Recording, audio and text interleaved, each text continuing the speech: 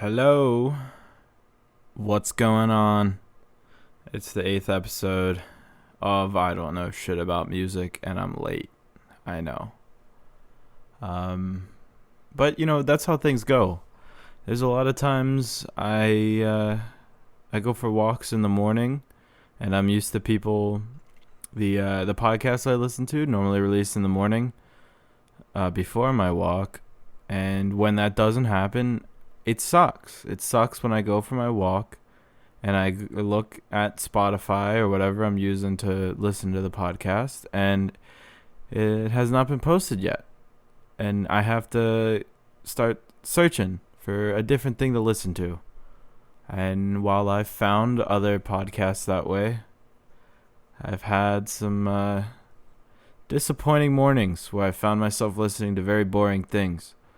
And I hope that is not the case for anybody listening to this. But yeah, what can you do? What can you do, man? Buddy, we had our first show without, well, what am I trying to say here? We had a show, first of all, this weekend, on Sunday at the Orlando Fringe Festival. A spectacle, to say the least. This show only had me and Robert in it. Robert, who normally plays organ, was standing behind a bass that day, and it was me behind an acoustic guitar. And I can't really say how it went. I have video of it. I have not watched it yet, and I don't know. I don't know how to feel about it. I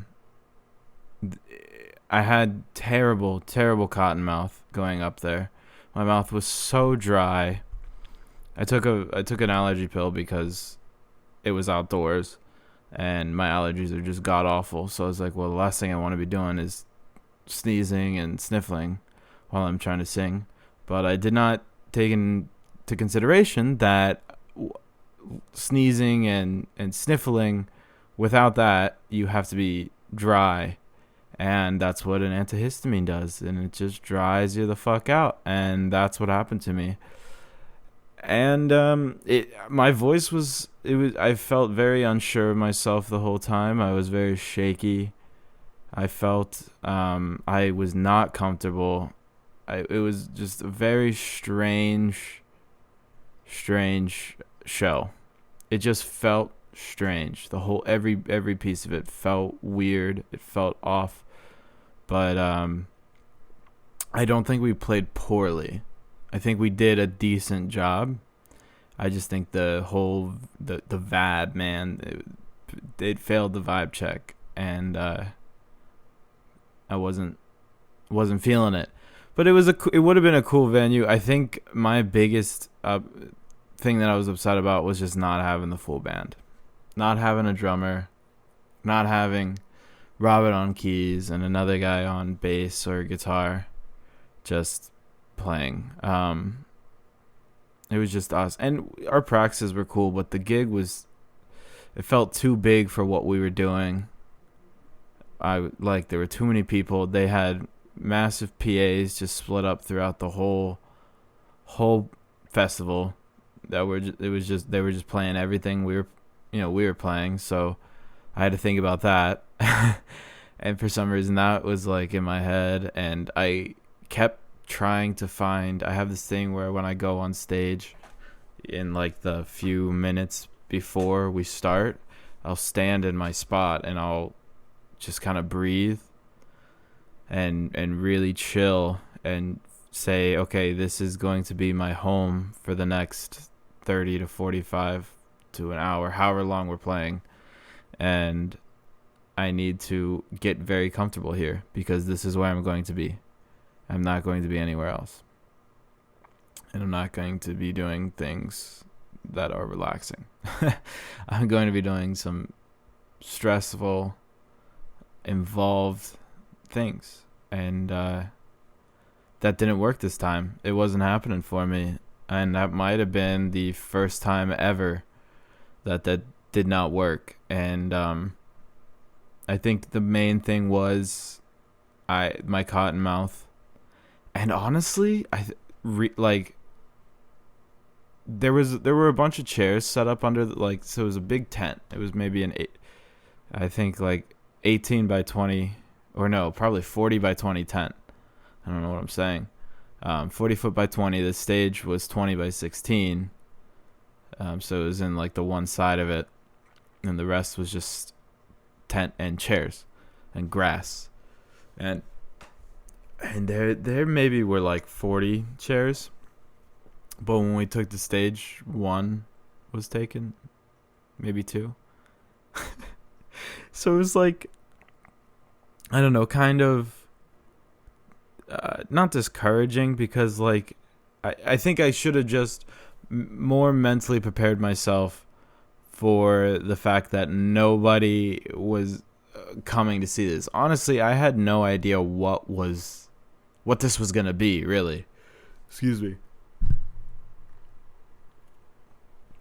But, like, I don't know. I got up there and I was super just uncomfortable. And I think the fact that the audience was empty, which normally you would be like, what do you, like, isn't that a good thing? Like, you can do whatever the fuck you want.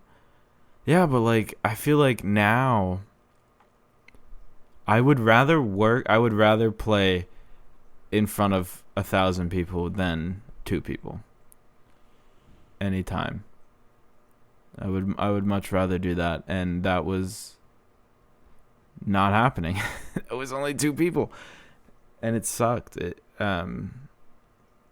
Which is a very strange thing, because I feel like logic says you shouldn't be scared of playing in front of 2 people. Like, who cares? It's only 2 people. But if you play in front of 1,000, that's like terrifying. But that's not what I was getting from this crowd. So it was a little strange, to say the least. But we played 8 songs. It was a good time. I'm like getting back into that headspace where I was like very uncomfortable, and so I'm just gonna move on, I guess. Stop talking about it. Get me out of there, you know. It's been a weird few days. Kind of like I guess like a mini freak out last night. I don't know what that was all about, but we're better today.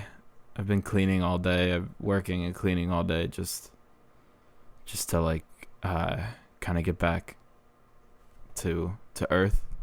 Went for a walk, you know.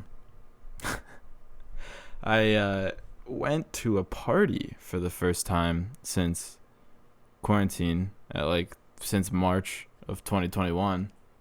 What am I saying? Since March of 2020. Jesus.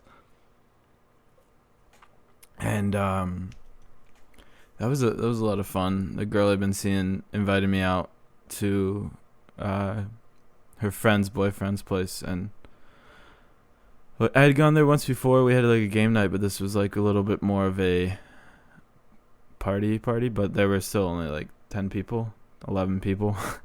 So it's nothing more than like what me and my friends have been doing.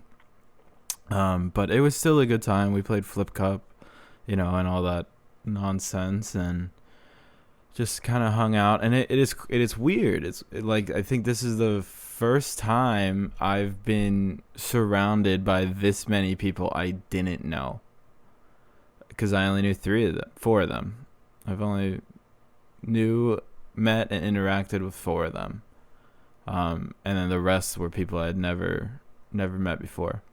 And so that was pretty crazy, seeing all these new faces. I was like, wow, like here we are. We're back? Question mark. I don't know if we're back, but it really weirds me out to think that the coronavirus, whatever, COVID-19, whatever you have to call it. I heard the other day that calling it corona is racist. I'm not sure. I might be eating the onion right now, but I'm pretty sure whoever posted this was serious. And I was like, what the fuck? They were like, oh, what's the fucking word? It does something to Hispanics because it's a Spanish word, corona. Like, corona means, like, hold on, let me Google this before I make myself look like a complete idiot. Crown in Spanish. Corona. Yeah, it means crown. I knew that. Like, and the reason they call it that is because when you know the little what the virus looks like, it's the red thing. You see it all the time. They make it the logo for fucking anything COVID related. It's red and it's got these little spikes on it, and on the end of the spikes it looks like they're wearing crowns, and that's why it's called the coronavirus, because of the shape of the virus. And I was like, how the fuck are you gonna like say that it's racist to call it the coronavirus or corona for slang short, whatever you want to call it? Like, come on. I don't know. These people are ridiculous. But that was just a pointless rant. But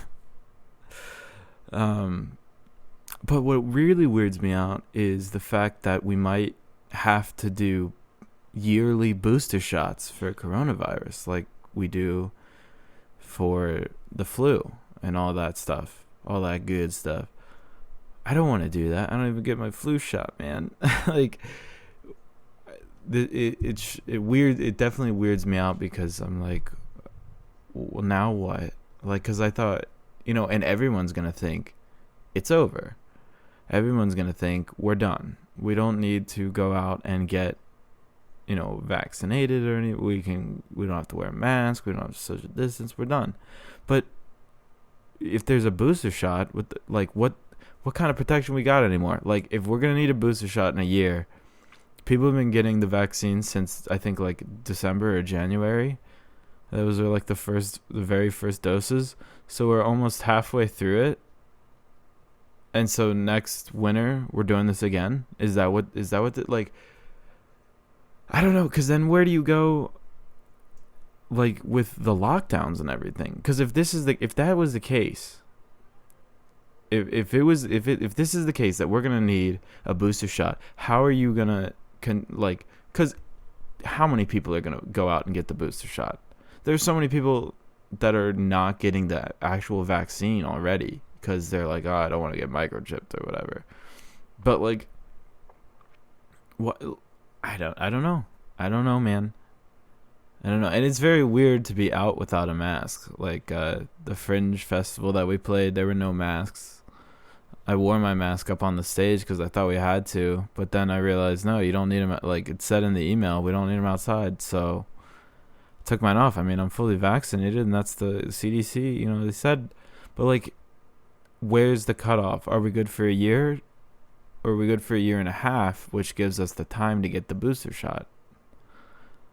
Or are we good for ever? Or are we not good for a year? Is it not even going to be a year? You know what I mean? Like, this is very strange, very complicated, and I just feel like a lot of people aren't open to a discussion enough to, like, say, let's sit down and say, okay, let's talk about this. Let's run some ideas, let's brainstorm, and let's figure out what our thoughts are. And a lot of it is just, I mean, I see a lot of identity politics where, because if I'm liberal, I have to believe, that I have to believe the scientists, I have to believe the news, and I have to say, all this is correct and everything. But if I'm a conservative, I can't believe the news and the virus isn't that deadly, whatever, blah blah blah.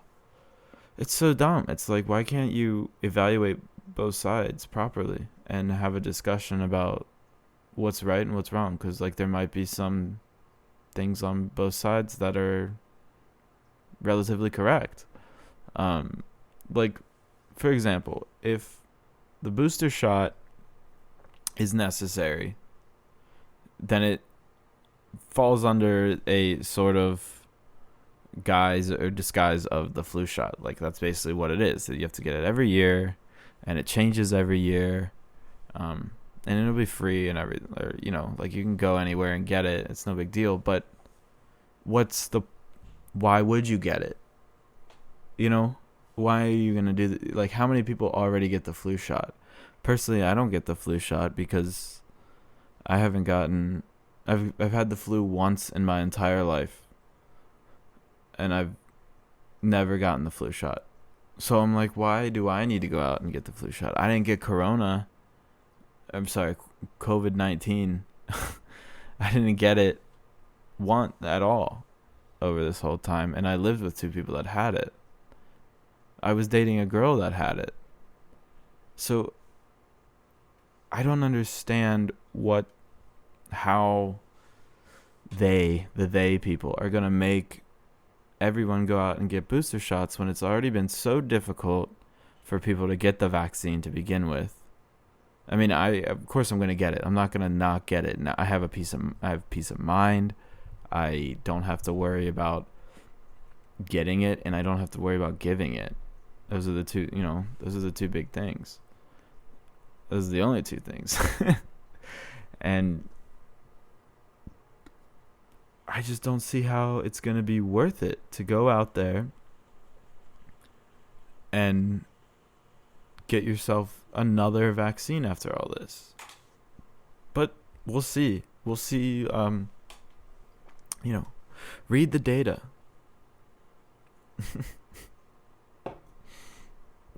Look at what the scientists are telling you, right? That sort of thing.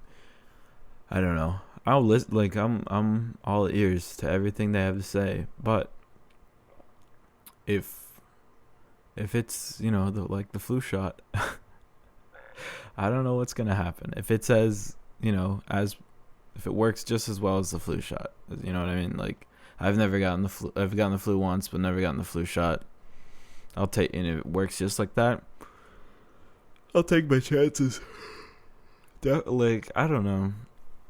It might be laziness, but I think at a certain point it's more of how much longer am I going to tolerate this? How much longer are we going to be in this sort of environment? And at a point in time, you just got to be like, enough is enough. Like, I need to go back to normal. I need to get rid of these this paranoia of just dirt, germs, man. I still go to the grocery store and restaurants. I feel like I will wear a mask in those places for a while, because at this point the mask has become a respect thing. It's not so much a government mandated. Oh my God! Don't even get me started on the government mandates and these Republican governors who are like, oh, they can't mandate this shit, and how it's a infringement on our rights. Dude, it's a mask. Maybe I'm a little late for this one, but it's a mask. Calm your tits. It's just a mask. It's no different than the government saying you have to wear clothes. Public indecency is a thing. This is temporary, too. That's what I'm it just blows my mind. And I heard somebody say that at this point they don't want to take their mask off because they don't want to appear to be an ignorant, in their words, an ignorant conservative. And I found that to be wild, because that's kind of the truth. In a way, I don't want to take my mask off in certain places because I don't want to look ignorant. I don't want to look like I deny science or anything, or deny what research is being done. Because the research is real. You go out and Google it for yourself. That's the thing. These people don't even fucking research shit. They just they see it on the news and they're like, it's bullshit, man, because the mainstream media said it. Yeah, I mean, they don't always lie. Sometimes they bootlick, but they don't always lie. So, and if you're that concerned about it, you would go out and you would fucking research this shit. But they never do. And they just continue to spread misinformation. And we continue this cycle of nonsense until one day we die. And then it's all over. and then we're good. We're all friends from there, I guess, in heaven. I mean, but God forbid you believe in heaven, or God forbid you don't believe in heaven. It's fucking bullshit. Fucking. Why do people gotta attack others' beliefs? I don't know. You don't come to this podcast to listen to me rant about all the shit that's going on in the world. You come to this podcast because I don't know shit about music and you want to hear me talk about it. Well, I ain't got much to say. I don't know if anybody listened to Van Weezer. Don't waste your time. That was mean. But don't waste your time. It's funny that they just kind of sat on this album for a year and waited for Corona to end to release it for the Hella Mega Tour. And I don't think they changed anything in it. I doubt, in fact, that they did anything to it to make it any better over the course of that whole year. It was not very good. It felt very dry and generic, and it's the same thing with Green Day's music. Like, I don't understand what... They're getting old, and they don't do drugs. Oh, okay. Is that what it is? Is that what it is? They're getting old and they don't do drugs anymore? Because there have been some quite prolific songwriters, and that it doesn't matter that they're sober or that they're old. They're still writing good songs. In the case of Green Day and Weezer, that's not true at all. I feel like the lyrics are very cheesy. They carry no weight. There's nothing meaningful in any of these albums. Like, Green Day released a new song with Pollyanna or something, and I'm just like, can you just stop fucking... Just stop. With Weezer, it's different because I feel like they're kind of just like, at this point, they're a meme. They're a whole ass fucking meme. They don't give a fuck. So it's like, okay, I'm not going to fault Weezer. But Green Day still tries so hard and still takes themselves so seriously. And then they don't at the same time. And I'm like, what are you... I don't understand what the vibe is you're going for. But you're trying way too hard to stay relevant, to stay cool, to stay whatever. Like, I don't know. They have this fucking unicorn that's thrown up a rainbow on all their shit recently. Since Father of All was released. And I don't know what the fuck it is, but it's garbage. It's like, this is a stupid thing for you to attach yourselves to. They call it horny. And I'm like, that's a fucking awful name for a unicorn. Like, I don't know what they're doing, to be honest. Because I don't know shit about music. But if I did, I would ask them to stop doing whatever it is they're doing. Because it's not working. Every lyric Billy Joe Armstrong sings sounds like there is a gun pointed at his head. And he's just getting it out because he has to. There's no real, like, anything in his voice. It's not real. It just doesn't sound real. It sounds very forced, and I don't like that. I don't like it one bit. I've been a Green Day fan since 2004. When American Idiot came out, and I was 8 years old. And my buddy down the street came and showed it to me, and I was like, that's incredible. Like, I remember that. And I remember just falling in love with the whole album. Listening to it from front to back every time. Then when Bullet in the Bible came out, I did the same thing. Then Dookie. Then I started to go through the whole discography. And Dookie and Insomniac are great. Nimrod, Warning, even American Idiot, and all those are so good. And I really, really like 21st Century Breakdown. I thought that was a good album. I of course still think American Idiot's better, but 21st Century Breakdown is the same thing. It's just a continuation, and it's really good. It's not a continuation story wise, but it's still pretty good. But then they released the trilogy, and I was like, oh, what's that? Because, I don't know, I remember being so excited for the trilogy. I was like, 36 songs? Hell yeah, they're all going to be bangers. I was wrong. I was very wrong. If they were to do anything, they should have just released it as one album. 12 songs, 12 of, the best 12, because there was so much filler in those albums. And as the albums progressed, there was just more filler. So like maybe a third of the first album was filler, then a half of the second, then most of the third was filler. Just bullshit.